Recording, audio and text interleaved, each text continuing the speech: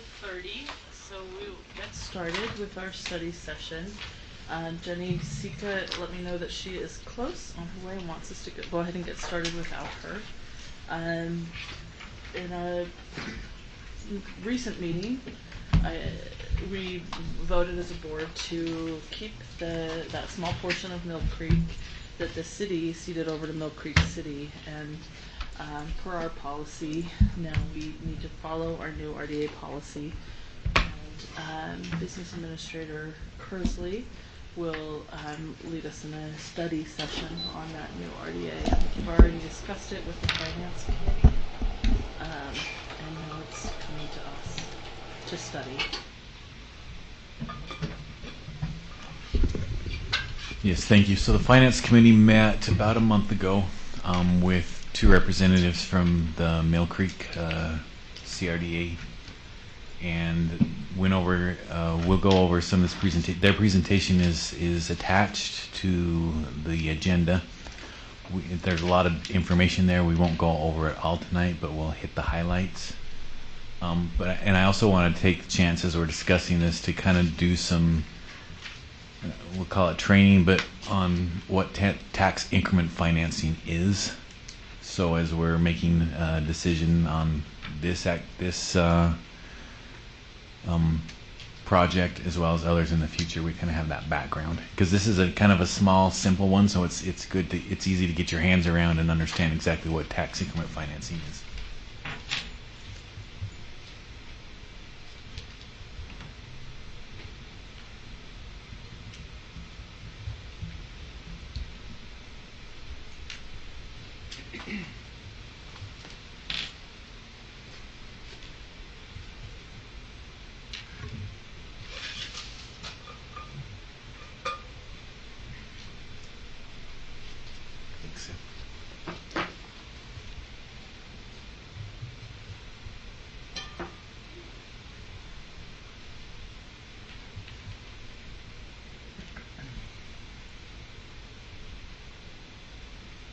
All right. So as President Ford noted, back in July of 2021, Salt Lake City ceded to Mill Creek City a small piece of property. It's where that little dot is, the little blue dot, and we'll blow that up here.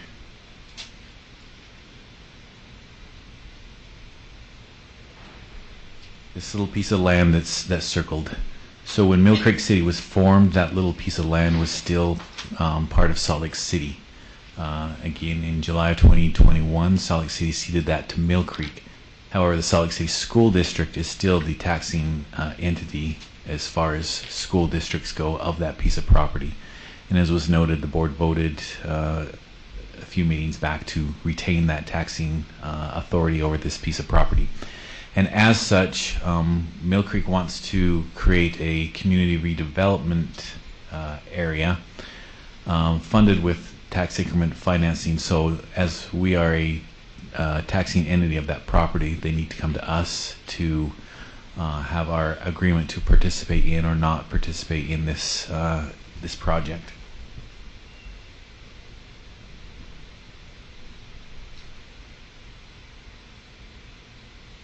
Again, there's a piece of land. There currently are no residential areas in this piece of property. It's all businesses, and therefore, since there are no residents, we also have no students. There are no students in our district boundaries in this piece of property.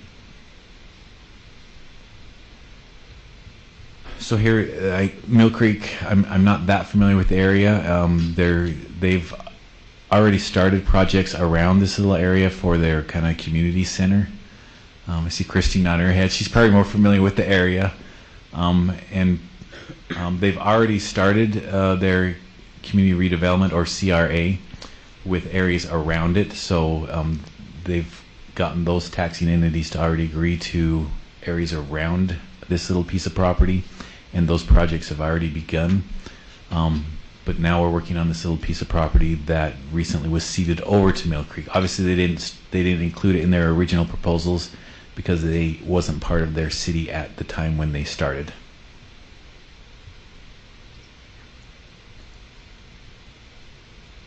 So here, when they're talking about, it's working, this is the area, their redevelopment area in total, and not just the little piece of property that we're discussing tonight. But here you can see they currently have 9 different projects in different stages. They call this area the Mill Creek Common. So the same developments will bring in over 1,000 new residential units. So that's not necessarily in this area we're talking. There is a potential. One of their buildings they're talking about is a mixed-use building. So there's a potential that could bring in some additional students into our boundaries. But that 1,000 new residential units is this entire area of their Mill Creek Commons, as they're calling it. They're looking at open space, walkable mixed use. There's an ice rink. I guess it's an ice ribbon is the official title. Really a community center for the residents around there to join in and rally around. So here in the circle is the area we're talking about that we tax.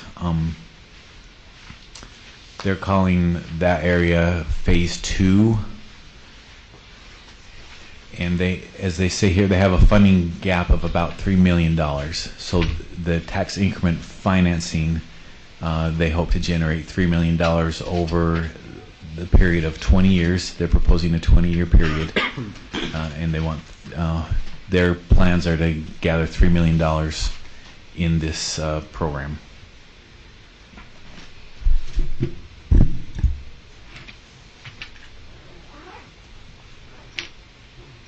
And here's their budget, total increment. So 20% of the increment will pass through. So their proposal is for the taxing entities, they keep 80% of the increment, and then 20% will pass through to the taxing entities.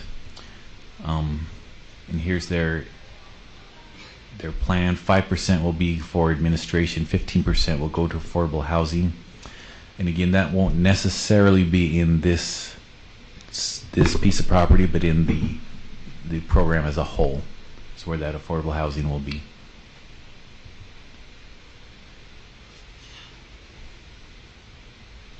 So now in your documents, the very last sheet is a very, very small print spreadsheet.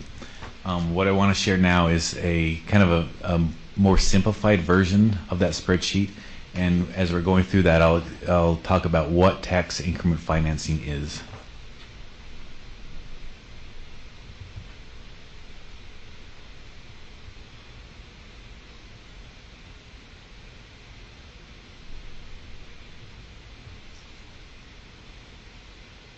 At the end of the exhibit you sent us, right, Alan? Right. Yep.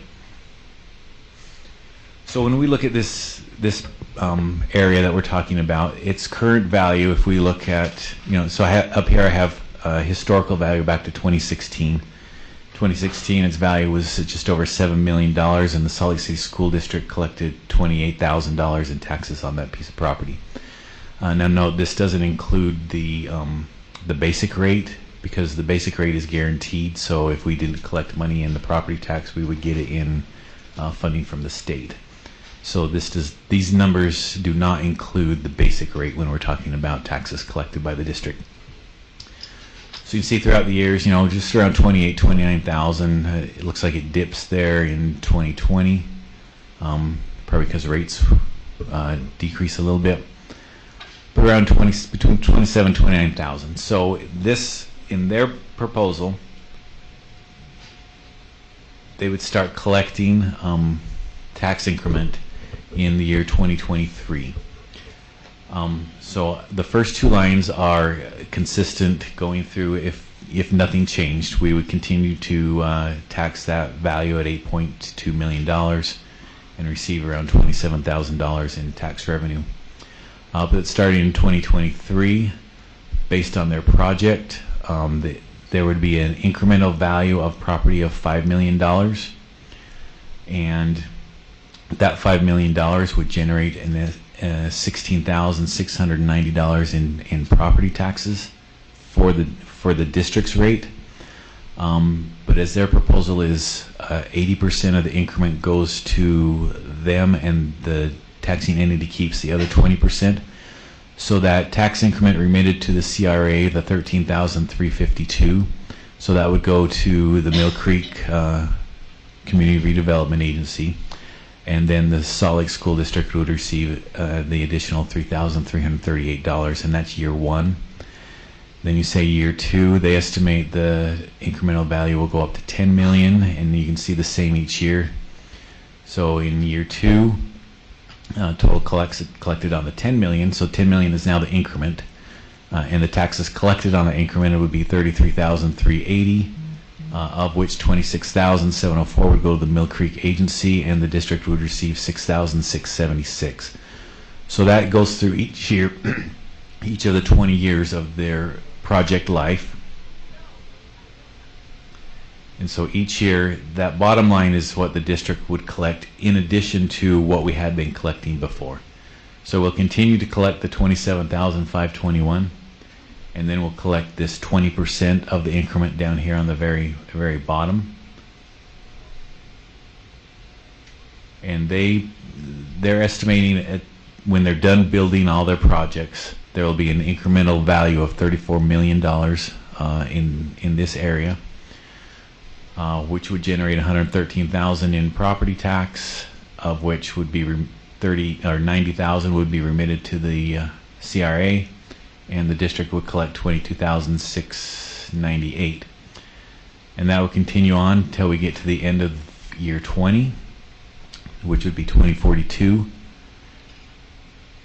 And here's some totals. So in total, the total collected over that 20-year span would be $1.8 million, of which $1.4 million would go to Mill Creek, and the district would have collected over those 20 years $361,000.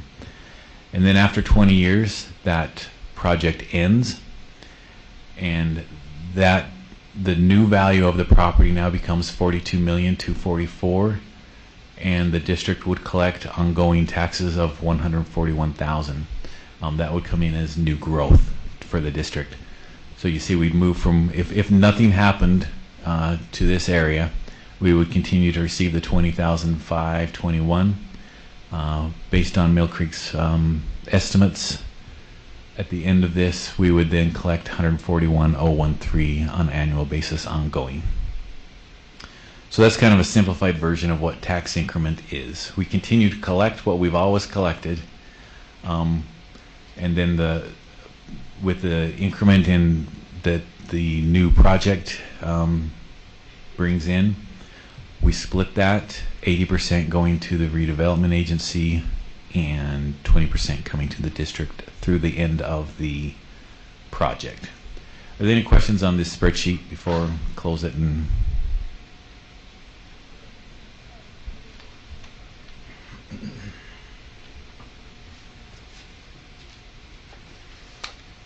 so now we'll go back to Mill Creek's proposal here, and I'm just going to skip through this a lot and get to some of the highlights.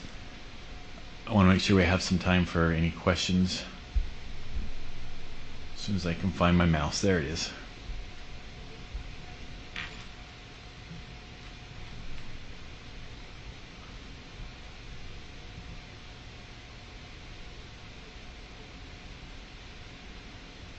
Going to page 7 here.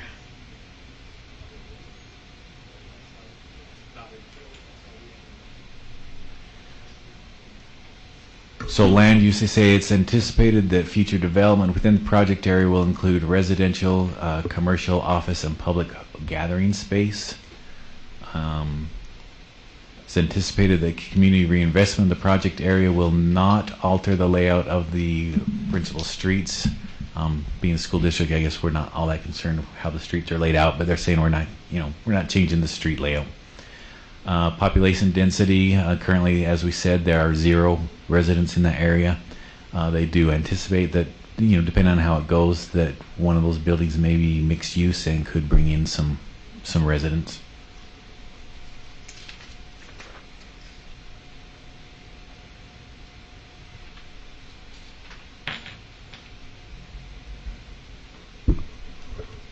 just like to go through this top paragraph here. Say the project area is being created to assist with the creation of downtown within the city. Remember, we're talking Mill Creek City here, not Salt Lake City. The Mill Creek City Center is envisioned as, all right, that's getting too far away. I'm going to have to read closer. As remarkable and unique walkable mixed-use lifestyle center that serves as an amenity and central gathering place for the city and its residents. Project area will include residential, office, commercial, and public gathering spaces. The city center area is envisioned as a place where mixed-use buildings will rise between 4 and 7 stories with the potential for a flagship mixed-use building for 15 stories. And then that last paragraph, the reasoning for the project area. I keep losing my mouse.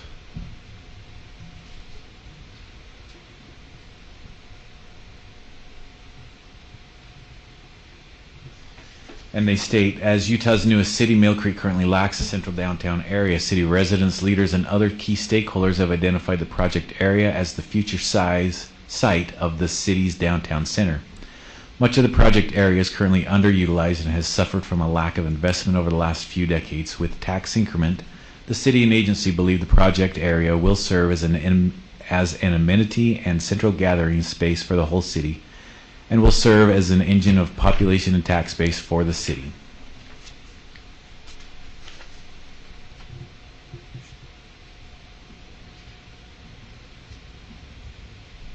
And then on the next page they say what they're going to use the tax increment financing for. It says tax increment arising from the development within the project area shall be used for public infrastructure improvements, agency requested improvements and upgrades, on-site improvements, desirable project area improvements, land assemblage, and other items as approved by the agency. Subject to provisions of the Act, the agency may agree to pay for eligible costs and other items from taxes during the tax increment period, which the agency deems to be appropriate under the circumstances.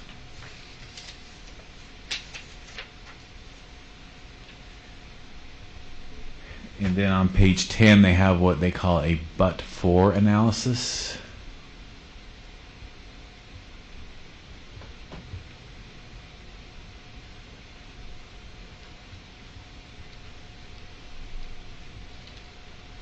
There at the bottom it says, but for the creation of the CRA and public participation, the costs associated with creating the city center, including land, assemblage, parking structure, site improvements, etc., will be too high, and the land within the project area will remain in its current state. So that's one of those things we have in our policy when we're debating whether we participate in these activities is, would it go forward if we didn't participate?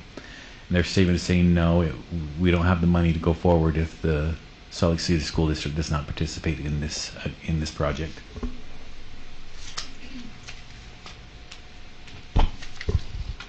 Alan, can I ask a question? Yes. Does that apply just to this little section, or is that Just- but-for analysis for the whole project area? Well, the rest of the project's already moving forward, so it just applies to this little section. Okay. Yes. Yeah, all this is real. I mean, every once in a while they talk about the project as a whole, the big Mill Creek Commons area, but for the most part we're talking about just this little area that we tax. And so in essence of time, I just want to summarize the rest. Again, we've talked that this project is a 20-year project, starting. They could start collecting increment taxes as soon as 2022, but no later than 2024. And then at that point is when the 20-year countdown will start. So that spreadsheet that I showed could tweak a little bit depending on when they actually start collecting the increment. Now, the Board Finance Committee met on this a month or so ago, and it passed out a Finance Committee with we would do a favorable recommendation. It is a pretty small piece, and when they say that without our participation nothing will change, I think that's right. The property would stay as it is. So the district does benefit from not only the 20% increment that we'll receive for the 20 years, and then when that rolls off, as you saw in that spreadsheet, we do get about $100,000 more in annual revenue on property taxes. So are there questions? Alan, thank you. I think that the presentation that you've given us is really, it's been thoughtful and thought out, and I appreciate the work of the Finance Committee. Thank you so much for that.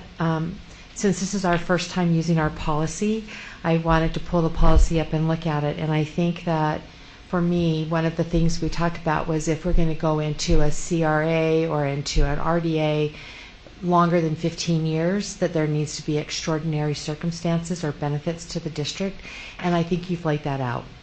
You can see that the 20% increment coming back, and then at the end of the 20 years is a significant amount of money than it was before. So to me that fits, in that section financial considerations, section C 1 and 2. So I am trying to look at the policy, and I'm sure that the Finance Committee did too, and I appreciate the work that's been done around this since it's our first time to be able to utilize. Yeah. And it's kind of nice that it's a nice guidelines. little small one the first time we're going through this. It is. It's Because really nice. for district-wide, our whole budget is not that much money, but for this piece of land, it is a significant increase. It is a value big of that land. significant increase Yes. to go from 28,000 to, I think it was like 400,000 in the end, that we would be capturing over that time period. And you can see where the 28,000 might start at 3,000, but it increases every year, Right. which is significant. So the new taxes of 141,000 still is About significant. 120,000 we'll be Right. getting that we wouldn't otherwise. It'd be nice to have that kind of return on everything, right? Where you start at 27,000 and you jump clear up to 100,000. I mean, that's a huge percentage. All of our mathematicians figure that out and tell me what that percentage is. But thank you, and I appreciate the work of the Finance Committee, and I would vote in favor of this. Yeah, so going forward, so this is study session. The next board meeting, we will have it on discussion. And then at that point, the board could either move it to action or it would go to action on the following. So just know that this will be up for discussion on our August 3rd board meeting. And I would just add that Salt Lake City School District has the most money paid to RDAs and CRAs in the state, and that we're not reimbursed for about 70% of our current investments, and so we're giving up money that may be there, maybe won't be there, but $1.4 million possibly for this section, and it seems like this is their backdoor way of having us not grant this property to Mill Creek. It's a backdoor way of doing this, and I just think that our kids need the money and Mill Creek City doesn't. We are the kids. We're the people. The kids are the people that suffered during during COVID. The kids are the ones that are behind. Mill Creek City government has lots of money right now, and lots more than we have at least. And so I just stand with former board member Sam Hansen in saying that we have a lot of money in RDAs. And our kids can't afford to lose money. So, if they're really gonna keep this little section out, that's surprising to me. That seems to me to be punitive. But we just can't afford to give away more money, especially since we're already giving. I'm not talking about a percentage-wise when I say that we have the most money paid to CRAs. We have a small to medium-sized district, and we still have by far more than, we've got $5 million more than Alpine, and 11 million more than Jordan. I'm just looking at the list. We have 30 million more than Canyons in monies that we have paid to our RDAs and CRAs. So we're being really generous with our children's money in this district. So that's what I would add to this discussion. Yeah, and I think the key there is just, and you have to, true or not, whether they, not just this project, but any project would go forward if we did not participate. Some maybe would have, some maybe would not have. So if the project were to move forward without our participation, then yes, then we get the full 100% tax on the new rate, on the new value.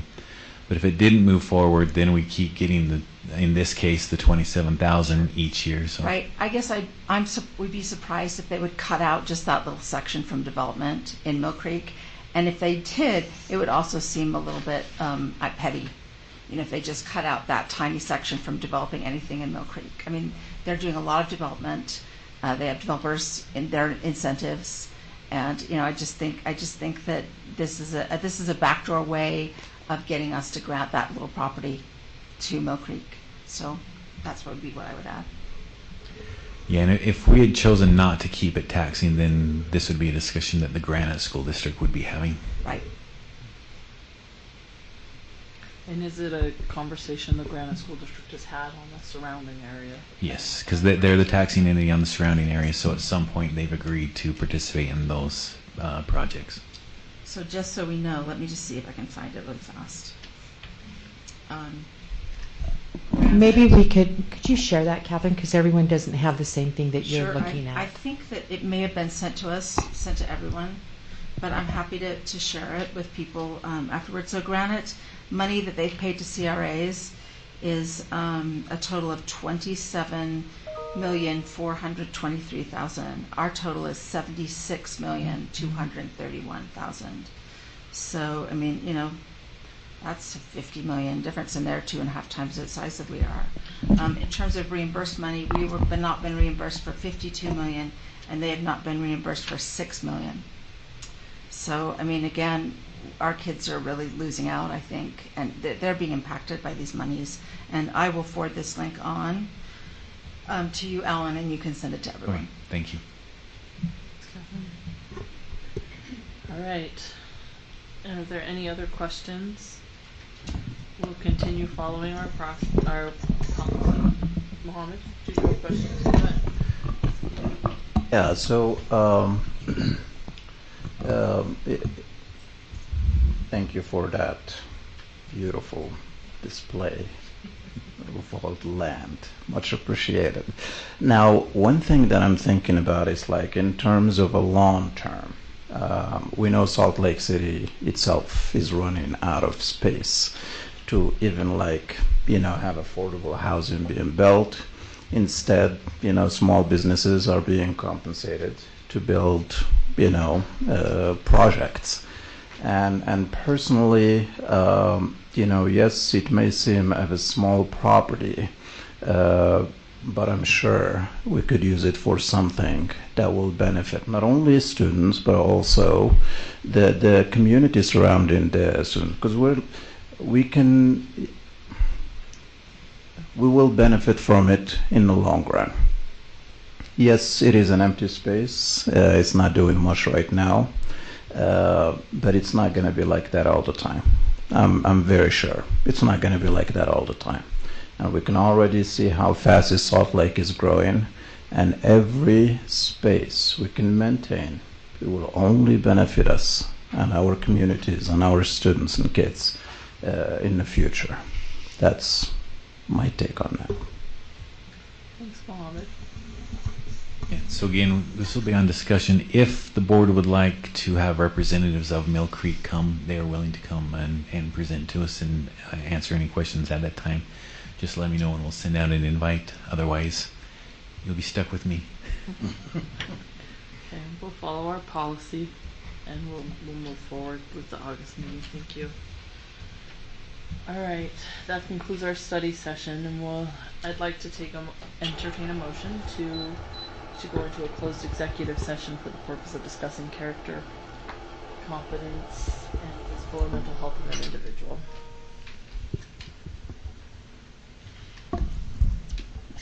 I move that we go into closed executive session for the purpose of discussing character, professional competence, or physical or mental health of an individual on July 6, 2020 at 5:00 p.m. Thanks. That's a motion by Christy. Do I have a second? I'll second the motion. Okay.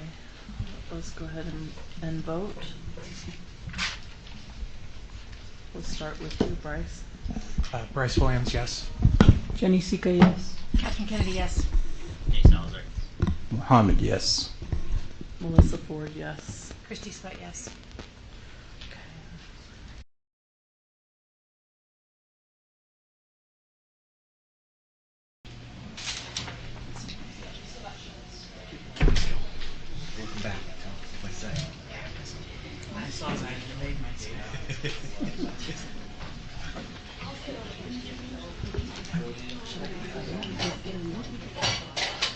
am I okay to start? Just go quick. So I have a little certificate for you, and here's a copy. The So- copy of the oath form. Probably you should give it to Alan. And here's a copy for you as well. Okay. Thank you, Sherry. That's so nice of you. Alan, here's a copy of the oath form. Yes, I got in this class, and that's because I didn't come up with anything. Okay.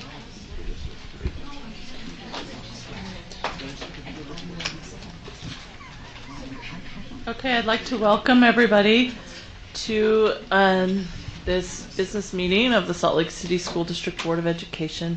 It's Tuesday, July 6th, 2021. Thank you for being here, and I hope everybody had a nice and safe holiday weekend. And I'd like to recognize our associations for their representation in this meeting. So I'd like to thank, it looks like we have Mike Harmon with us in person, so thank you for being here, Mike. Representing SLEA, and James Tobler is our SLEA president. Also like to recognize Dallin Miller as our SLASA rep and appreciate him. And then B. Alonzo from Child Nutrition.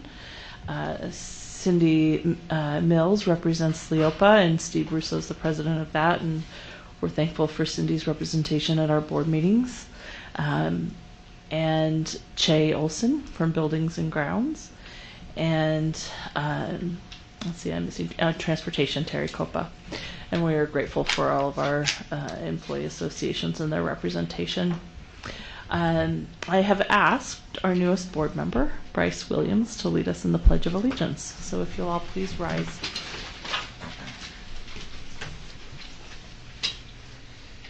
Pledge allegiance to the flag of the United States of America and to the republic for which it stands, one nation, under God, indivisible, with liberty and justice for all. Thank you, Bryce, and a special welcome to Bryce as our newest board member. We had a meeting last Tuesday, as many of you know, to choose new representation for Precinct 1, and we had 7 really highly qualified candidates, and Bryce is who will be representing Precinct 1 for the next year and a half. We're grateful to him for stepping into that role, and here we are hitting the ground running. Thank you. Tonight is also the first board meeting for our new superintendent, Dr. Timothy Gadsden, and we are excited to have him here. It's been 3 official days now? So also hitting the ground running. And for that purpose, we have our county clerk, Sherry Swenson, here. Thank you for joining us again. It's good to see you. What is it, once a week? So thank you. We're going to ask you to come all the way up here to where Dr. Gadsden is. That's where our cameras are best, to swear him in.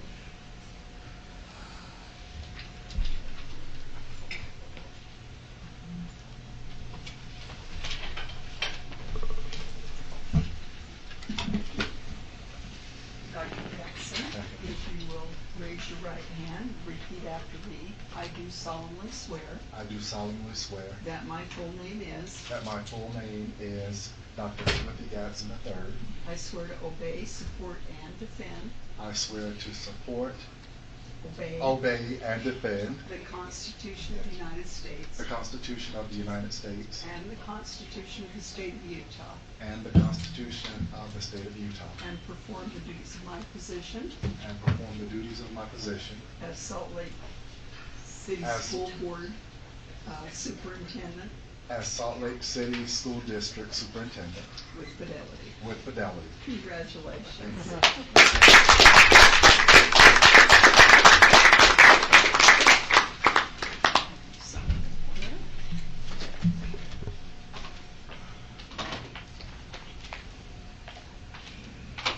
And then there's a little certificate, and I'll send a copy of this back to Adam. Thank you. Thank you. Thank you so much for joining us, Sherry, and performing that really important responsibility. We really appreciate it. I'm going to give Superintendent Gadsden a couple minutes if you'd like to say something. Welcome. Madam President, members of the board, I am indeed privileged to be here. It is my pleasure to serve the students of the district. I've met many parents, principals, and even students in my transition and during the days that I've been here. There was a recent story in the Salt Lake City Tribune, and I just want to tell you I've received about 75 emails welcoming me to the school district and the state as a result of that story. And so I plan to do my best. I see the possibilities for our district, and I just want to thank you all for putting your trust in me and hiring me as superintendent of the district. Thank you. Thank you. Now we get to work, right? We're excited for the next opportunity we have to move forward as we focus on students and do the work of the district. Moving on to our consent agenda. I am open to accepting a motion on the consent. President Ford, I move that we accept the consent agenda consisting of 1, purchasing accounting reports, A, purchasing report, B, purchasing report FY 2021 Excel format, C, purchasing report FY 21-22 Excel format, D, budget report for May 2021, E, payment voucher report, F, school financial report May 30th, 2021, number 2, human resources services report, number 3, minutes for board meeting June 1, 4, meeting minutes for June 15th, 5, meeting minutes for June 29th, and number 6, URS required board resolution. Do I have a second to the motion? I second. Okay, motion by Nate to accept the consent agenda and seconded by Mohammed. Do I have any discussion to the motion? Christy? I'd like to thank Business Administrator Kersley for answering my questions about some issues that I saw on the purchasing report, and I appreciate the information that he had. He's looking into one of them that was had to do with the production company at Highland High, and then a professional development that's being held at the Homestead Resort. So thank you. Thank you for bringing that up, Christy, and I think that's good and useful process for all of us to understand. If you've got questions about anything you see on this, you should feel free to reach out to the superintendent or the business administrator with questions before it comes here to consent. I think that that's useful to get those questions answered, and it's also good for us to be transparent about the things that we're thinking about. So thank you for that, Christy. Do you have any other comments to the motion? Okay, seeing none, we'll go ahead and vote. This time starting with precinct 7. Christy Sweat, yes. Melissa Ford, yes. Mohammed, yes. Nate, yes. Catherine Kennedy, yes. Jenny Seaver, yes. Bryce Williams, yes. The consent agenda now passes. Thank you. The next item on our agenda is request to speak, and we do not have any request to speak for this meeting. So we will go ahead and move to the discussion portion of our agenda. Item number 1 is titled Additions to Cabinet, and I'm going to let our Superintendent Gadsden lead this discussion. So, Madam President and members of the board, I have requested that you consider allowing me to hire 2 additional cabinet level positions. The first is the Executive Director of Organizational and Strategic Leadership. This person will serve as a liaison between the superintendent and board as we develop our strategic plan and priorities, continuous improvement, work with our schools on school improvement, and also help as we develop our new student achievement plan. This person will also help monitor and ensure that we are working toward the student outcomes and strategic priorities that are set forth both in the student achievement plan and our strategic plan. This person will also serve as I create new committees, parent advisory, teacher, and student advisory committees. Will serve as a person who will help record those voices and perspectives and ensure that those voices and perspectives are utilized in the decision making, the recommendations that I bring forward, and the actions that I take with staff. And so I'm asking that you consider allowing me to hire that person, and the job description, full job description has been provided. Also, I'm asking for an additional network director as we work toward our student achievement goals and work to more equally distribute our focus and underperforming schools among our network directors so that we are able to directly monitor and provide support in our buildings. It is apparent to me that our specialty and innovative schools need direct leadership so that we can focus on those schools that need additional support. This is in the area of school transformation as I work with the network directors to specify a transformation program specific to Salt Lake City in supporting our schools. Again, this network director would be extremely important in the thought process, in the supervision, support, mentoring, and coaching of our principals to meet our student outcome goals. Thank you, Superintendent, for that presentation, and thank you for attaching your proposal to the agenda so that everybody can see what it is that you're asking for.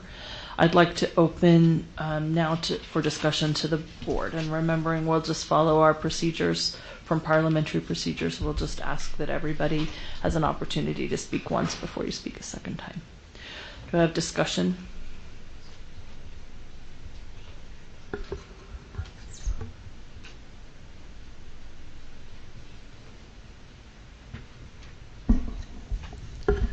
Mohammed?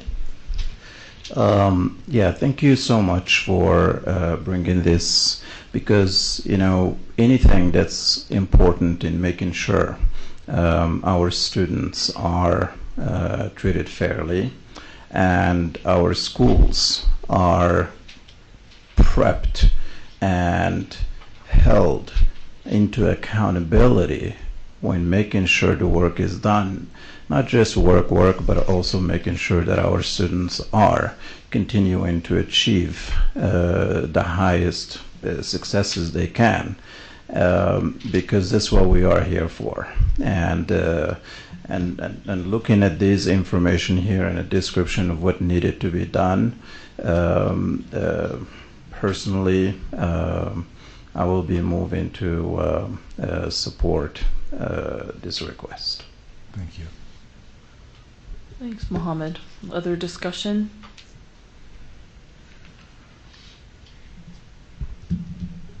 I'll go ahead and share my thoughts. I think initially I hear two positions at this level and the expense, and know that the most direct benefit to our students comes from their teachers at that level. I appreciated though the thought that you put into this in how having positions, both of these positions, then do directly impact student outcomes, and I've appreciated you talking about that in this presentation. I also really value the role of somebody whose job it is to make sure that we're integrating stakeholder voice, parents' voice into these decisions, and so I can see the value in what you're proposing. I guess my question would be, what is it that brought you to this process? I know you've spent some time since you were announced as our superintendent, kind of getting to know the district. So I just kind of want to know what process you've been through to get you to this point where this is a request you're making of this body. Most definitely. So as I've looked at our current makeup, we have one network director that has a great deal of our struggling schools. And it's because of the geographic nature of our assignment of our network directors. And so I'm proposing that we look at areas where we distribute our schools more specifically, not by geographics, but balancing the load of the schools across those area directors or network directors. And so also looking at the expertise that goes into our innovative schools, our alternative programs, and looking at the leadership expertise of our current network directors. We don't have that in our catalog. It takes a different type of leader. I know because I was there in both traditional schools and alternative schools, and the thinking, the mindset, and approach is completely different. And that's how I came to the conclusion that we needed to reorganize the way that we have distributed the work across our network directors. The Executive Director of Organizational and Strategic Leadership. As we look to donors and philanthropists to help us with our district, and as we focus the work that we're doing, it was surprising that we don't have a 5-year strategic plan.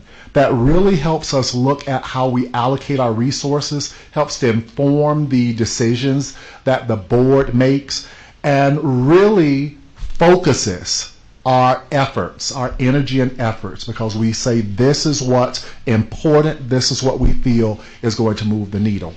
Also looking at an expert in continuous improvement efforts. Our school improvement efforts at our schools need to be connected to the strategic plan, the student achievement plan, and the continuous improvement framework that we have in our district. And so we need a person who is a go-between the superintendent, who leads schools and delegates that authority to our network directors and our executive director for school leadership and performance to really ensure that we have a strong framework that is grounded in the work that has been set forth by the board. And so that executive director of organizational and strategic leadership will work closely between teaching and learning, between school leadership and performance, with our constituents in the public, the board, and the superintendent. So that person has big work that needs to be done, and that's how I came across needing that person to really articulate the priorities that are coming forward from our public and from our board, make sense of what those priorities are, and write them in the form of our strategic goals, and continues to document our story and our path toward realizing those strategic goals. Yeah, thank you for answering that. My feeling is that as you're a brand new superintendent, and we have a lot of confidence in the path we're going to pave moving forward. Thank you. I would like to support this and give you the things you think, based on your study and research and knowledge, that you need in order to be successful. Thank you. Other discussion? I would just add that I appreciated the enormous amount of detail and time you spent outlining these positions. It gave me a lot of clarity at the beginning. Mm-hmm. Thank you. I appreciate that. Other discussion to this? I would just echo, the thanks, for the detail. I appreciate the focus that the positions have, not only on the strategic planning, but the alternative school aspect and also the improvement aspect too. That also takes a special professional, to be able to work with administrators at our site level to work with them to help turn their schools around, and that's exactly what we've been talking about with strategic planning for a number of months now, even prior to your being announced and hired. So I do appreciate that, and when the time comes at a next meeting or subsequent meetings, I'll be supporting this as well. Thank you. Any other discussion to this? Okay.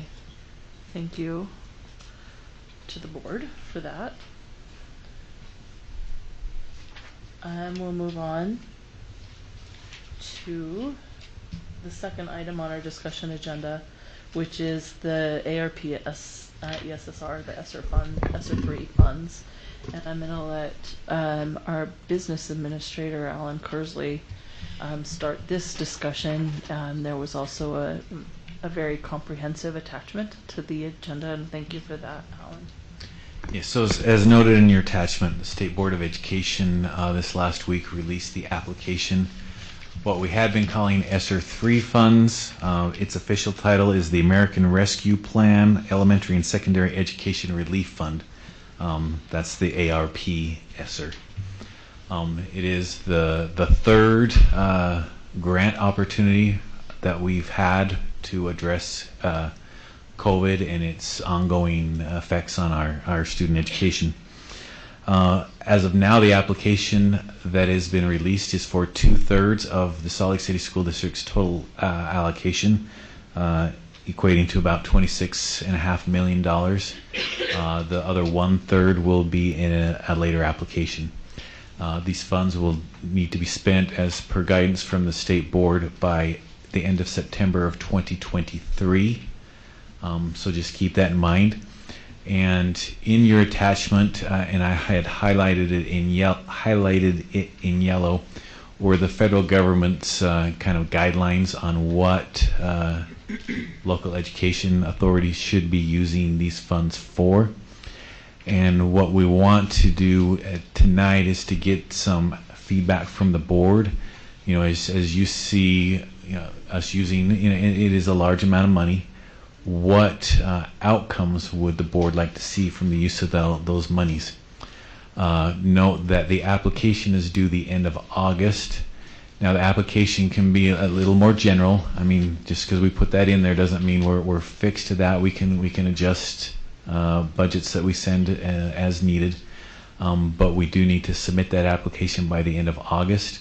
So that's why we're bringing it to this meeting, and then we can spend a month with district leaders developing our application, which we can then bring to you on the August 3rd meeting for just kind of a final look over before we submit that on August 20th.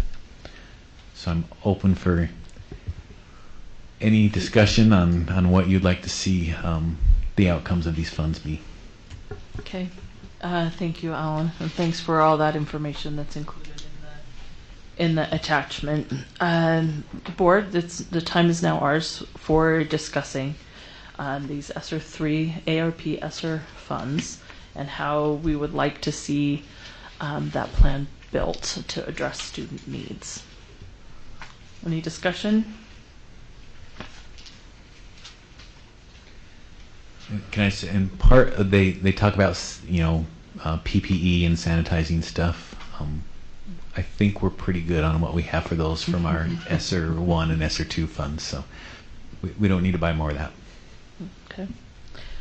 Well, I'm happy to start the discussion with my couple minutes. Reading through this, I did appreciate the guidelines that USBA put on what they maybe would prioritize for this money, and that was social and emotional mental health of students. Any students that might be missing, we've kind of lost them through COVID, and literacy. And I think the reason that resonated with me is that those are priorities that our board has established already, a focus on individual students and their mental health and literacy. And so I'd really like to see our use of these ESSER funds focused on student outcomes in those ways, that how we can make sure students their needs are met, both social and emotional mental health needs. I think it's something that, as we discussed through the last few months with our association groups, that the mental health is an important issue for them, and for our teachers and for our employees, for their students. They recognize that's a need that our students have, and I value that, and I would love to see our application include those kinds of supports. And then I love ideas that this kind of money can generate, and the idea of outdoor classrooms and project-based learning is really important to me as well. And I would love to see some really cool and innovative ideas in terms of project-based learning that this money can support, and we can see how that affects our students. So that's my 2 cents. Any other, Christy? I think Superintendent, did you want to go before me? I just want to say during this, and I want to share it with the board, as I've gone out and I visited each of our schools, we have a number of families who left us while we were, excuse me, while we were online. And I'm hoping that the board would consider allowing us to pay stipends, overtime, or hire temporary staff to reach out to some of our families who left us, or all of our families who left us, not some, all of our families who left us who have not shared that they are returning, because some have notified us that they will be bringing their students back, and I'm excited about that. But I think this is a good use of funds to reach out to families to let them know that we want them back, and that we want to be the ones that provide that quality educational experience for our Salt Lake City students. Thank you, Dr. So- Gadsden. Christy? Go ahead. Thank you. Thanks, Alan, for this report. It's been really great reading through it and seeing what USB has and from the federal on down. So do you know why they split the funds in the 2 different, so we'd have to do 2 different applications instead of just being able to do one? I did get an email sort of explaining why, and I don't remember its particulars. It was something to do with accepting part of it. It was a federal government thing of, Okay. here's 2/3 and then we'll send over the other 1/3. Okay. Now, whether we'll have to apply separately or just say, okay, the same goals and budgets we did in the first one, just apply to the second, the next the other 1/3, third. will remain to be seen how we apply for those. How they do that, Here. okay. So I noticed that one of the things, which I remember when we went through ESSA, and just being able to outline what our responsibilities are as a board, and then how that plan's put together. So there were a couple of things that I thought were really interesting with how they talked about a meaningful consultation with stakeholders, superintendent, and the development of the plan. And so I would be interested in knowing, what that conversation looks like and how that outreach and that needs assessment would be done, with our community and our stakeholders. I know we have a short window of time, it sounds like, but I think that would be important. And so since we have a short period of time, would you also look into, there are several districts, I'm trying to remember, I'll try and find the link, where they talked about putting a dashboard on their website that would track how ESSER funds are being spent, and that parents would be able to look at, what we're looking at, how those funds are being spent, and then also how community can put input, into that plan. So I know that might be something that our whiz Sam might be able to put together, of looking at what that dashboard might look like. But that would help me in my accountability piece as a board member of approving this plan, knowing that we have some sort of a needs assessment, that there's a place for community to put input, and then for us to track, how we're using those funds. That would be helpful to me. And I think it would probably be helpful for the rest of the board to see that. I also think that looking at how we've spent our other money in relationship to this. You've already mentioned that we don't need any more PPE, right? And so, but looking at what other things we might still want to continue. And like Melissa pointed out, I really did appreciate the 3 areas that they outlined: the student mental health, missing and disengaged students, which you talked about, also Dr. Gadsden, and then literacy. So if that all ties into that needs assessment and how 30 we can seconds. talk about that, would be really great. So am I done? You have 25 seconds. Time on the table. Thanks, Thank Christy. you. And I envision a lot of that outreach can still happen even after we've submitted the application, Right. because the application can be, here's our plan, Right. but it may take a while to actually execute our plan. That dashboard would probably be helpful in looking at that. Thanks, Christy. Other discussion? So, Catherine, go ahead. yes, so I agree with the things that have been identified by board members already. On my list, there was social emotional needs, possibly using social workers and mental health counselors and studying their efficacy to see how we want to allocate monies, particularly when we have this money. I know that those would be typically those would be ongoing positions, but if we had the opportunity to study the efficacy, then we could make stronger arguments for continuing to have them. And to work to have maybe after school programs for literacy, to continue with that, to continue with next summer, a summer school for next summer, a robust summer school a year afterwards, to make sure that we're then getting up to speed. I'd love to see, like Melissa mentioned, outdoor classrooms. I think that that's a great idea. It goes along well with healthiness. What we know is that our students will not be fully vaccinated in all likelihood, or not have the possibility of full vaccination in the fall. And we do have more and more virulent viruses.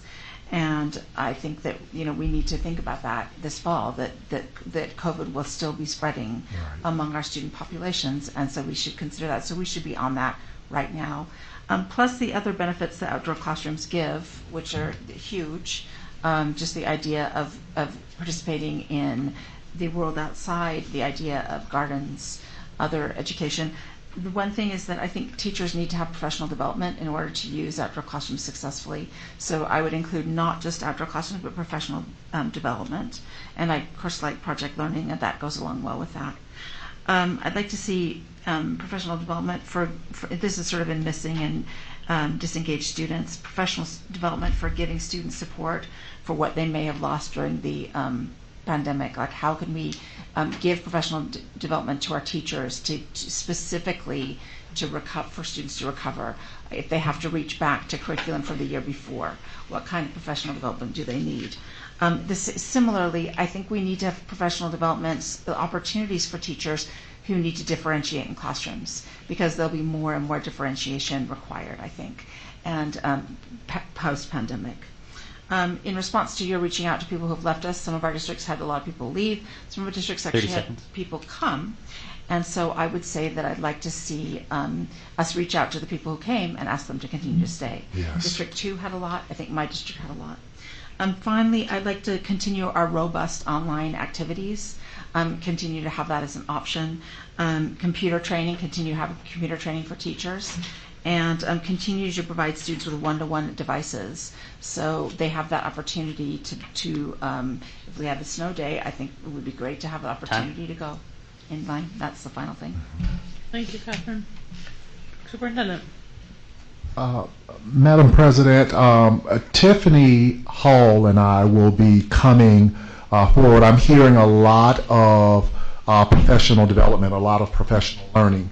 And a part of the work that we're going to be doing, and we'll bring up a plan, is the use of some asynchronous days, which would require learning of our students at home, because in order for us to get this professional learning time, we have to ensure students continue their learning and that teachers have time to get that. And so I'm glad to hear you say that, and Dr. Hall is working on a proposal that will be coming forward to ask for your support to use few, not a lot, because we need our students in school, but some asynchronous days to provide for some of that professional learning. Thank you, Superintendent. Nate, go ahead. Yeah. So I just want to thank all my colleagues for their comments. You're taking off a lot of things on my list. SEL and for me, recovery, Dr. Gadsden, anything that we need to do to get our kids caught back up, not only to where they were, but so that we can continue to grow that knowledge base of our students. I certainly support the social emotional learning aspect of a lot of the comments that have been made, the PD, as well as the after school piece. But I'm also looking at other, unique opportunities that we have, things that build college and career readiness, things like Latinos in Action, AVID. Those types of programs are really important. I know you talked a lot about college and career readiness in your interviews, and certainly something that my colleagues, other than Bryce, but I would be shocked if he didn't agree with college and career readiness at this point, are things that I'd also like to see incorporated into that plan if we can. Most definitely. Thanks, Nate. Other discussion? Mohammed. Oh, Jen.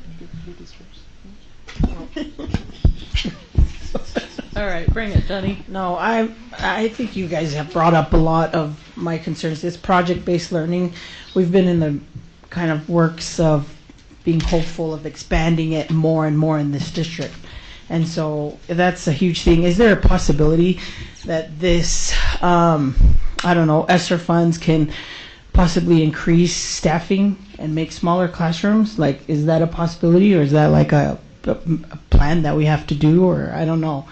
Like maybe I can let Alan answer that. And this is one time. It's a lot of money. Yeah, it's a lot of money. But it's one-time money. So staffing might to have it, but it can increase staffing. I'll let I'll let Alan answer that. We need to spend this money by 2023. If we used it on our staffing ratios, then we would need to have a plan to address that. We would either have to increase class sizes at that point, or somehow increase our revenue to maintain. I think it's if we were to do something like that, I think we would need to go in with a long-term plan on what to do with it. Yeah.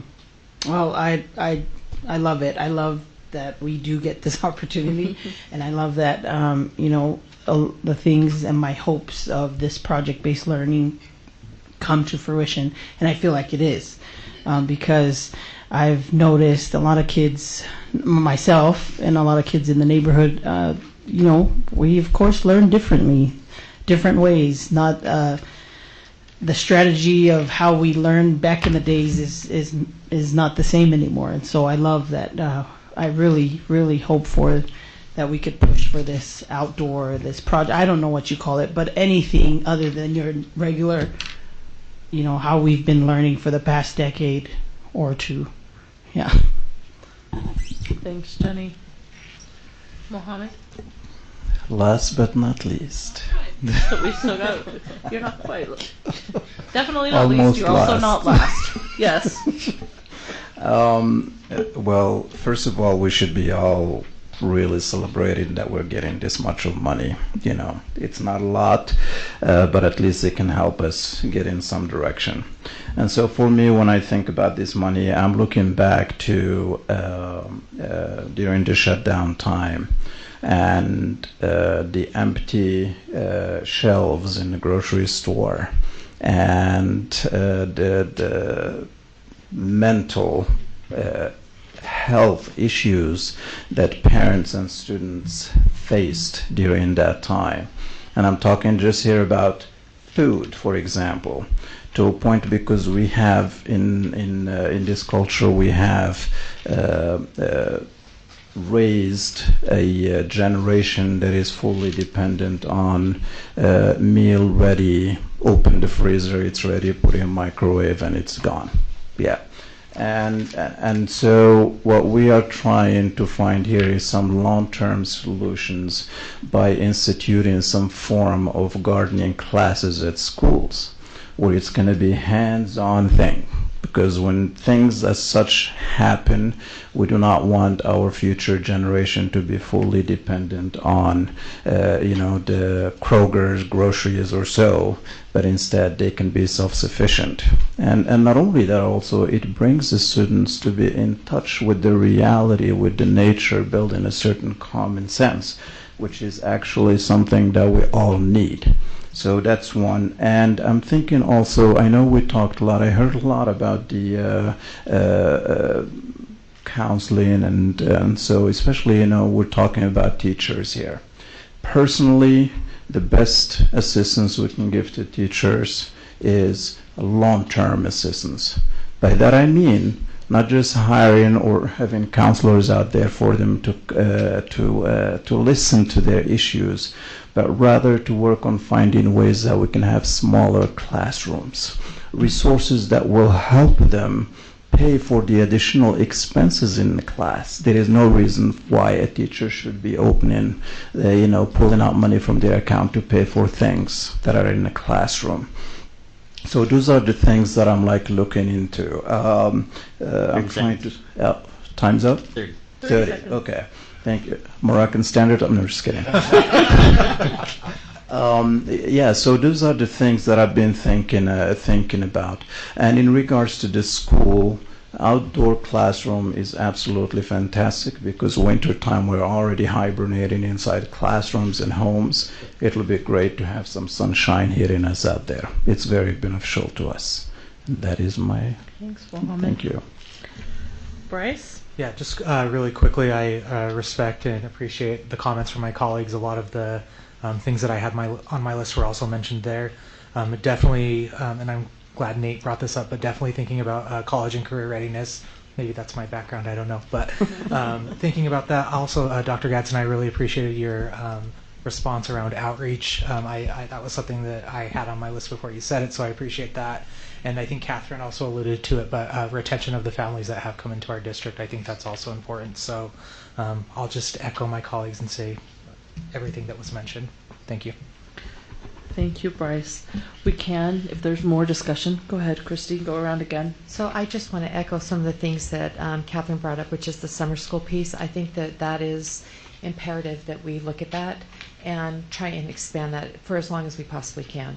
I think that the robust program that they're trying to put together this year should definitely continue as far as much as we possibly can. I think that that's what we're hearing from parents also.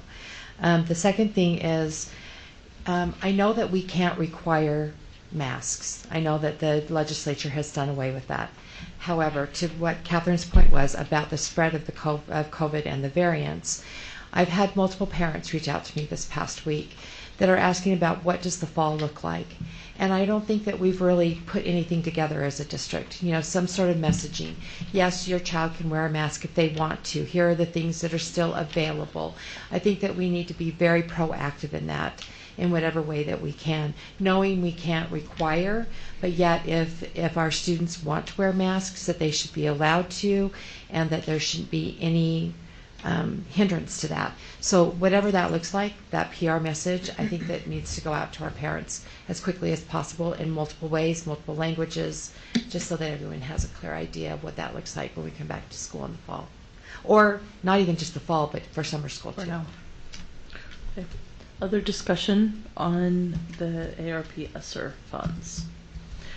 As we've talked about, this is an ongoing conversation, one that will include community outreach and input, and a plan will be brought to the next board meeting for us to discuss as well. So continue to think about things and priorities and share them with superintendent. Thank you. Can I just say one more thing? Yeah, absolutely. I would like to see us have another vaccine session at our schools to make them accessible, particularly after we already talked about that. Particularly if it's offered to our younger children, but even if it's not, to our 12 to 15s and 15 to 18s. Also, I like what Christy is talking about with our masking. I think we should talk about that as a school board. Yep. I think we should definitely decide whether we want them to just be available, or if we want our message to be that while we can't require them, we can encourage them. Mm-hmm. So, I mean, we could go there without requiring. We could strongly encourage. So, and it seems to me that that would be a wise thing with still not knowing about long COVID and its impact on children. Thanks, Catherine. Any other discussion? Mohammed? Yeah, there is just one thing also that I was thinking about, and I'm very passionate about it. That is nutrition. Healthy guts equals healthy mind in this case here. We need, I've seen the meals that are being served to our kids, and I think we can do better. Obesity rate is a pandemic in this country. It is, and there is no way, there is no reason for us we should be having that, knowing that, we are like number one in the world in terms of food waste. And somehow, we are not able to resolve an issue that pertains to human health. These are our future. These are our kids. They are the ones who will be, carrying on the torch once we are done here. We need to make sure we find a way to better their nutrition. We need to make sure whatever we serve to our kids, we ask ourselves, will I be able to eat that meal if it is served to me on a daily basis? That's it. This is something we're really personally very, very passionate about. And we owe it to everyone. Yeah. Thanks, Mohammed. Any other discussion to this? I just have a question for Ellen. Okay. Can we spend the money on anything? I mean, I'm not sure that we could directly draw a line from pandemic outcomes and our cafeteria meals, since they're not the same, but could we spend money on that, or does it have to be directly pandemic related? Well, because the cafeteria meals are generally spent within the child nutrition program, so that's separate funding source from both the federal and state government. Right. And we really wouldn't be able to mix that if we came up with a separate program. But I know we already have the fresh fruits and vegetables program in several of the schools. So I think that's just more of a conversation with our child nutrition people to, look at our, and I know they have a nutritionist on board and they're continually looking at stuff within the guidelines. But I really like the Healthy Fruits and Vegetables program. I wish we could expand that to all of our schools again, all of our elementary schools. So, Melissa, can I just piggyback onto what Catherine was saying? So I'm trying to remember, it was probably after an NSBA conference, and we were on the wellness committee together, and I think that's where we can make a difference, is on the wellness committee, is to really put forward those things that you're talking about as standards. This is what we'd like to see, happen, and then of course, how funds are allocated that way. But I don't remember who's on the wellness committee, but that would definitely be someplace that we would be able to make an impact to what Mohammed is talking about, and what Alan's is talking about too. Great. Thank you. Thanks for that feedback, everyone. All right, let's move to the third item on our discussion agenda, which is the live streaming of the school board meetings. We began streaming the meetings because of the pandemic. It was something that we were meeting remotely in order to include the public in our meetings at that point. Because we weren't in this physical space, we began live streaming the meetings on YouTube.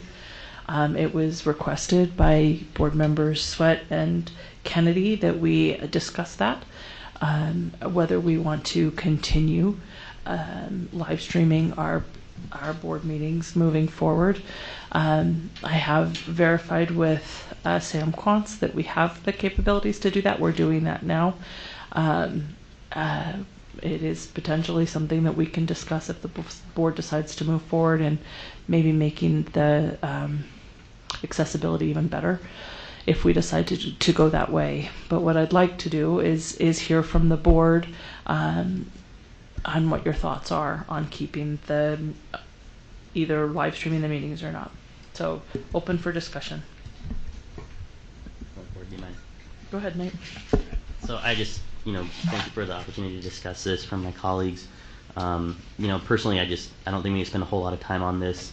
I do think that it's an opportunity for us to continue our practice of transparency, our ability to build trust and regain that trust back with the community. And I also think it's an accessibility piece as well. I've heard from a number of parents and a number of teachers who didn't normally participate in board meetings, but knowing that they could, turn it on the YouTube.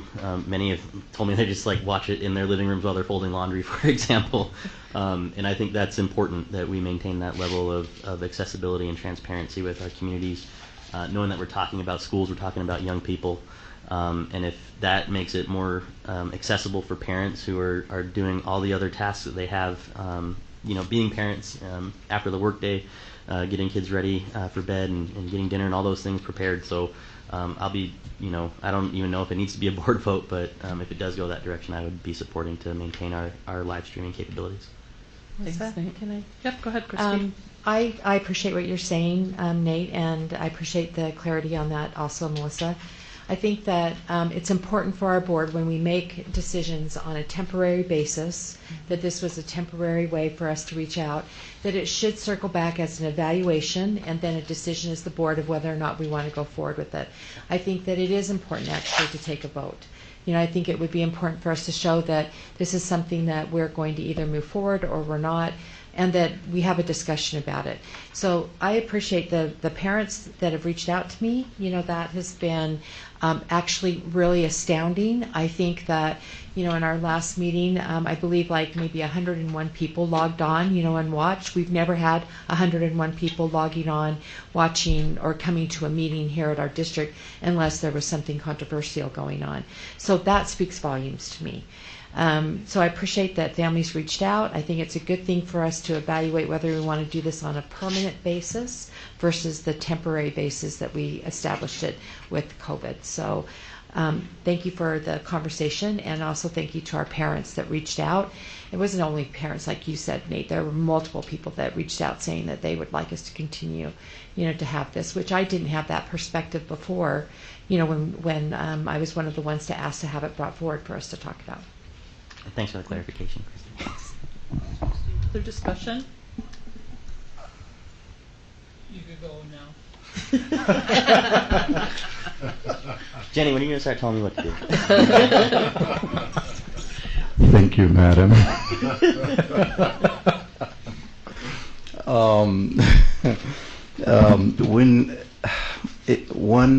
We are so lucky and blessed to have the capability that people from wherever they may be, they'll be able to sit down and listen to what we are doing, what we are talking about. School board has become, or schools in general have become like a spotlight, not just here in the US, but across the world. I mean, how amazing it is that here I'm sitting right now, and I know for certainty that one of my cousins in the middle of a village, in the middle of the oasis, sitting down right now and watching, showing the face of his cousin being out there, in the eye of, the world in this case, I would say. So it is very important for us that we maintain that transparency. It's not costing us much. It's actually helping in so many ways to establish that bridge of communication of what we are doing. And also the families, they'll be actually, understanding what we are doing here. This is why we are here. Not everyone can make it over here. People have kids. You think I'm going to be able to bring my kids around 7:30? Forget about it. No, So we need to make sure that we keep this, and I'm in vote actually. I will support the permanency of live streaming. Thanks, Mohammed. Other discussion? Did you want to go, Jenny? Oh, sure. I'll go first if you want me to. Mine should be short. I know that you take long, Catherine. Not usually, just the last time. I usually give most of my time up. I just was going off of the word evaluation, and I think since the pandemic, anything that had came out of the pandemic that was good, I think we should continue. And I think this live streaming was one of those. There has been a lot of opportunity to show, I've received emails too saying that, back in the days, it took too much time for the board to post up, an agenda or things that happened prior in the meeting. And, having this capability of live streaming, people could get an on-demand, at their discretion, a view of this live stream. So I think that, the pandemic brought forth a new flexibility for the board and also a new communication route that is good. So I would recommend it to Thanks, continue. Jenny.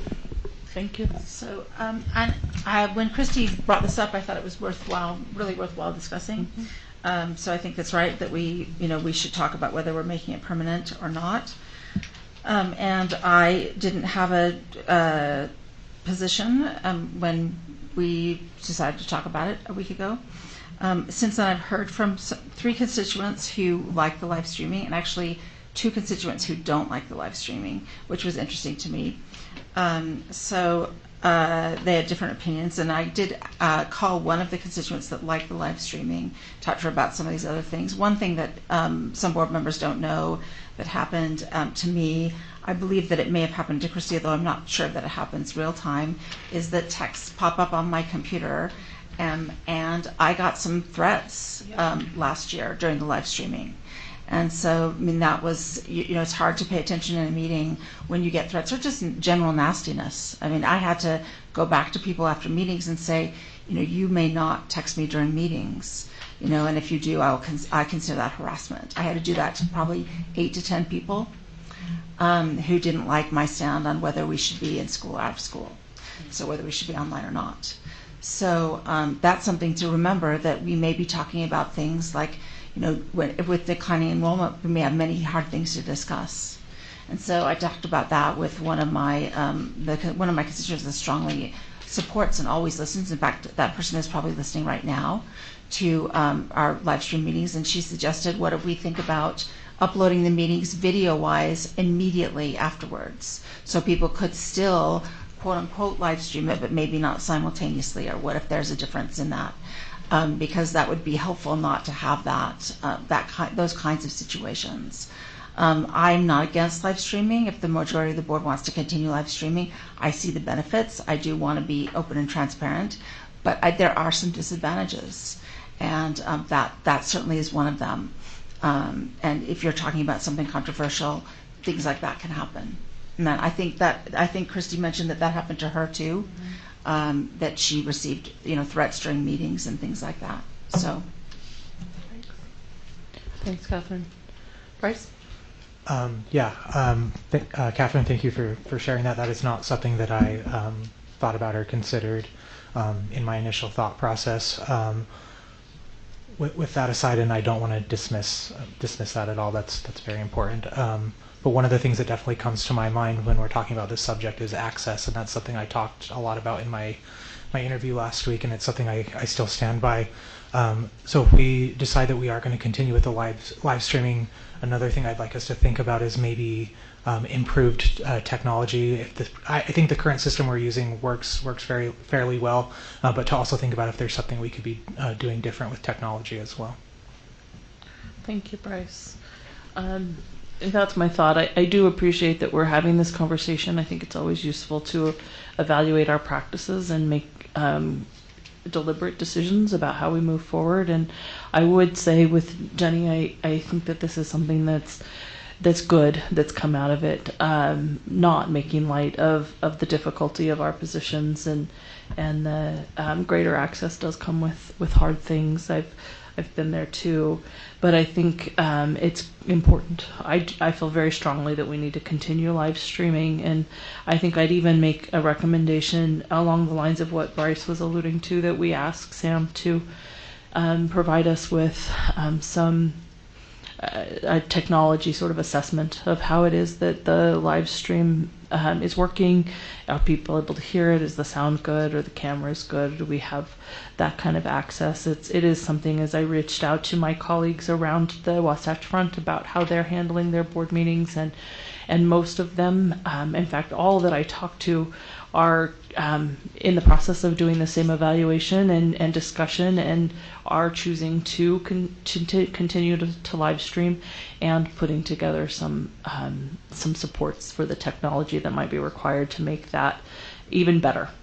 And so that's kind of where I'm at on that. I would like to recommend, my recommendation would be that we continue live streaming and that we ask Sam to come to the board with any sort of technology needs that might be required to do that as well as possible. So that's my 2 cents. Is there any other discussion? If not, I would like to entertain a motion to move this to action. I do have another Okay, point thanks, Jenny. to Go the ahead. discussion. Just real quick, from what Catherine's saying, like, haven't we live streamed to where we muted comments, or is the live streaming going to be unmuted? Like, It wasn't the comments on the live stream. I didn't follow those typically, but it was actually direct text because all of our phone numbers are posted. oh, really? So people that strangers could, and ultimately you can look up who it is afterwards, but it's hard to do that during a meeting. But strangers would actually text me, and I think that happened to Christy, and it sounds like it happened to other people during meetings with comments and threats and anger. So I mean, that was a highly contested issue, and but it's surprising how unpleasant people can be. So like a delay or posting it, I mean, if we posted our meetings immediately afterwards, those kinds of things wouldn't be possible. And I believe that in the next few years, we will be talking about some difficult issues. We have declining enrollment. We're going to have to make some choices about our declining enrollment, how we're going to handle that. Yeah. And I think that there'll be a lot of things that are tricky and difficult, and there'll be a lot of things that people feel very passionately about. And I think that we should temporarily, I don't think we should make a permanent decision about live streaming right now. I think we should do it temporarily if we decide to, but I mean, I don't think it should be permanent. But like I said, I recommend maybe thinking about just posting the video immediately if that would be possible. We'd have to ask Sam that after our meetings, and then people could still fold the laundry. We've committed to having 3-hour-long meetings, so they could still fold laundry to our meetings, but just a little bit after we're having them. And I mean, there really shouldn't be anything that if someone's not here giving us feedback that they need to hear at the second that we say it. And you think with that delay, their threats won't come? Well, they won't come during the meeting. Yeah. But, Okay. you know, I mean, they might still come, but, you know, people, when you're talking and, you know, they're listening to it, there's less distance. Okay, thank you for this discussion. Let's go ahead. If we're Christy, go has ahead. Oh, sorry, I was just going to say that, Melissa, you made the suggestion that we circle back to Sam and him provide some more information to us.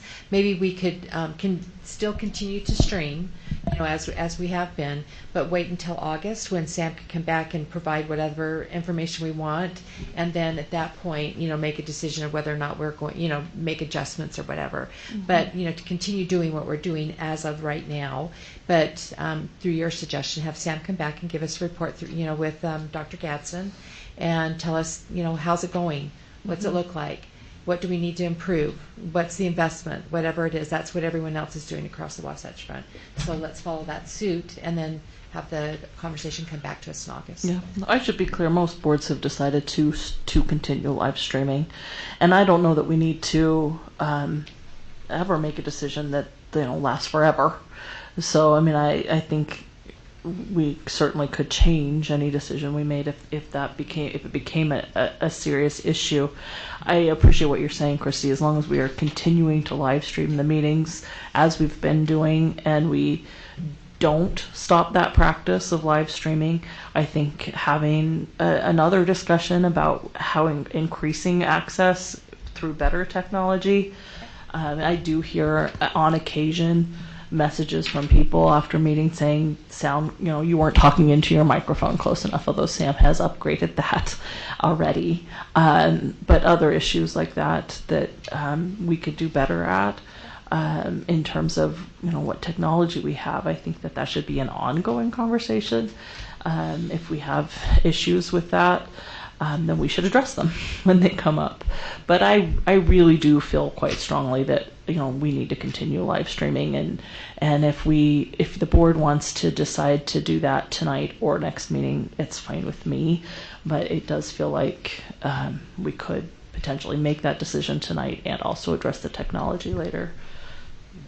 Mohammed? Yeah, if I may, just in the event, I mean, thank you for bringing that to, you know, my attention. I was not aware of that. But I'm wondering if we do have something like a standard of operation in the event of a threat, you turn in the information to, you know, Mr. or Ms. X, who will take charge from there. You know, because if someone is like, you know, threatening the lives of one of us here, I mean, we need to know that there is someone out there who we can give the information to so that they can take care of it. Because that is, you know, the worst thing would happen is any of us here. We are here serving the community, but sadly to say, there are some people out there that they will be reactive before they can think. And that's what we're trying to avoid. So it would be great if we could have something, and I think district, if they can establish something for us, that would be fantastic. Now, in regards to our phones being out there, I mean, we want families to reach out to us, but it would be so fantastic if there is a way that we can, like, I don't know, I know my phone, since I put it online, I've been receiving more spam calls than I can ever imagine. It's unbelievable, yes. And I don't know if there is something that the district, you know, can do in terms of, like, you know, phone lines that they can offer us, for example, that would be just like for school district, for school operation issues. Texts will come to that, families will reach out to us to that, and things like that. That's just like my own way of thinking, of like kind of like streamlining the trials we'll be facing. Yeah. Thanks, Mohammed. All right, I will follow the will of the board at this point. It's on discussion. We can move it to action. We don't have to. I prefer to wait to get a report, like Trustee from Sam. Continue what we're doing and get a report. Is that what the board would like to do? We can vote on it, to be honest. Well, we don't have to vote if we decided We just have to move it to action, because that's what we're going to do. Right. If we want to move it to action, then we can move it to action. It appears like everyone is on board, you know, and we're going to be working on it as time goes on. And there is no reason for us to wait until next meeting where we have other things that we can add to the agenda that we can discuss as well. Is that a motion? A motion to move this to action? Motion to move this to action. Do I have a second? I'll second. Okay, so a motion by Mohammed and seconded by Nate to move this to action. Let's go ahead and vote. This time we start with precinct 3. Catherine, go ahead. No. Nate Salazar, yes. Mohammed, yes. Melissa Ford, yes. Christy Sweat, yes. Bryce Williams, yes. Jenny Sika, yes. Okay, so that's been moved to action, the live streaming of board meetings. We'll now move to the action agenda portion of our agenda, which now includes the live streaming of board meetings, and I'm open to entertaining a motion.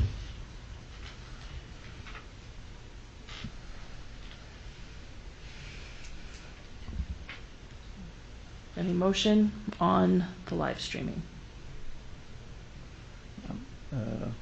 Does that mean we move to... So now we're taking action. We're So taking whatever you want action? the action to be, you could just, yeah.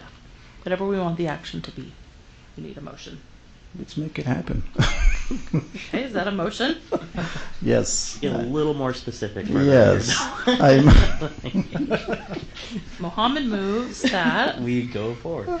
Okay, what's the motion? Yeah, I move that we continue the live streaming of our board meetings.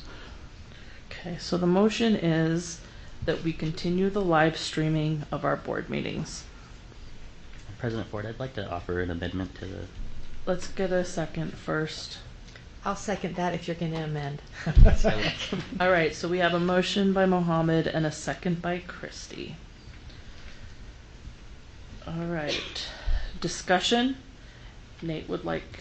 I would got just this table. like for this board to consider an amendment that would include the technology assessment from Sam Quantz and his department relative to best practices, new technologies, alongside the decision tonight.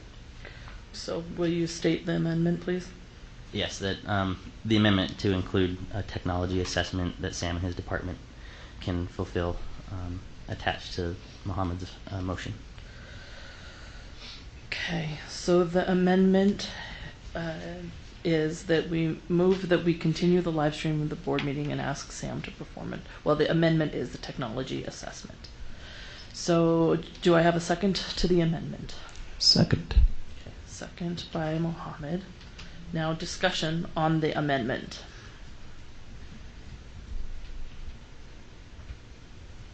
Okay, seeing none, let's go ahead and vote on the amendment, which is to include a technology assessment. This time we'll start with you, Bryce. Bryce Williams, yes. Jenny Sika, yes. Catherine Kennedy, yes. Nate Salazar, yes. Mohammed, yes. Melissa Ford, yes. Christy Sweat, yes. Okay. The amendment carries. Well, now we're back to the main motion, which now reads, we move that we continue the live streaming of board meetings and ask for a technology assessment from Sam Quantz. Any discussion to the amended motion?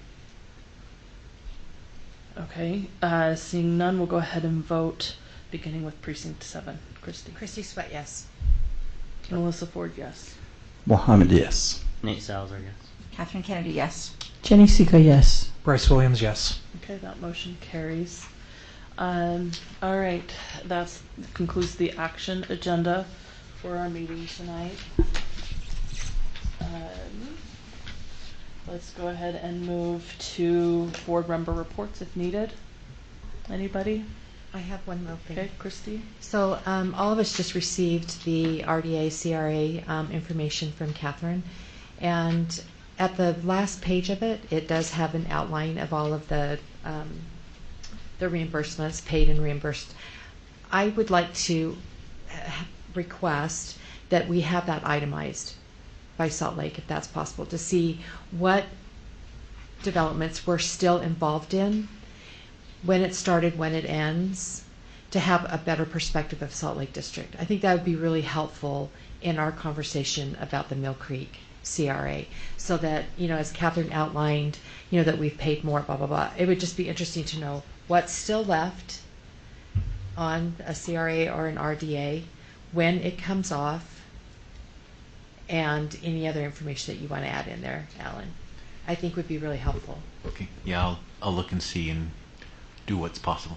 Yeah, because I'm not sure where you find it, and I was actually going to ask Catherine if there was more additional information somewhere. I don't to think find so. that. That's from the Utah legislature. I mean, If I need that's to, where I that- can reach out to the Salt Lake City RDA, and they should have. They should have that information, but I think it would be helpful for us, and then with new board members, to see what's still left that Salt Lake District is, when it started, when it ends. That'd be great. Thanks. Okay. Other comments from board members? Board report?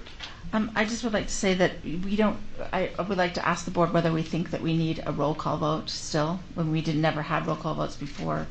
We were, you know, actually when we were not even live streaming, you know, we had, when we were just, when we were just recording and streaming our recording.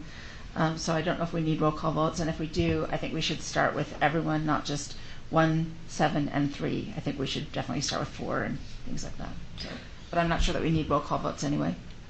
I think that's thank you for that, and that's something we can look at. We did talk about that as we set up our guidelines for board meetings, and so I'm just trying to follow what the direction the board has given me, but I'm certainly happy to address that.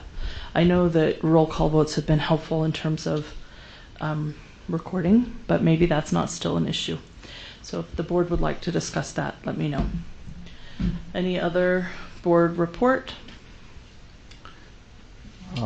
Yeah, just as you all heard earlier, I was talking about nutrition and its importance, and would love, I personally would love to, have the nutrition department or whoever is responsible for that to just, I'm new to this. We are new. And we would love someone to come here and just hold our hands and just tell us, the processes of things. And we ask them questions. Okay. And that would be so fantastic and very much appreciated. Okay. So also, if that's something that the whole board, or at least one other board member supports, I think that that's a great idea. Yeah. So I would look for a second, and we can move those to meetings. Yeah. I think that's a good idea. Thanks, Mohammed. Any other board reports? All right, Superintendent. Anything from you? Well, thank you for your first meeting, and I'd like to thank the board and our new board member Bryce Williams for his participation, and thank you everybody for being here. And we'll call this meeting adjourned. We'll see you.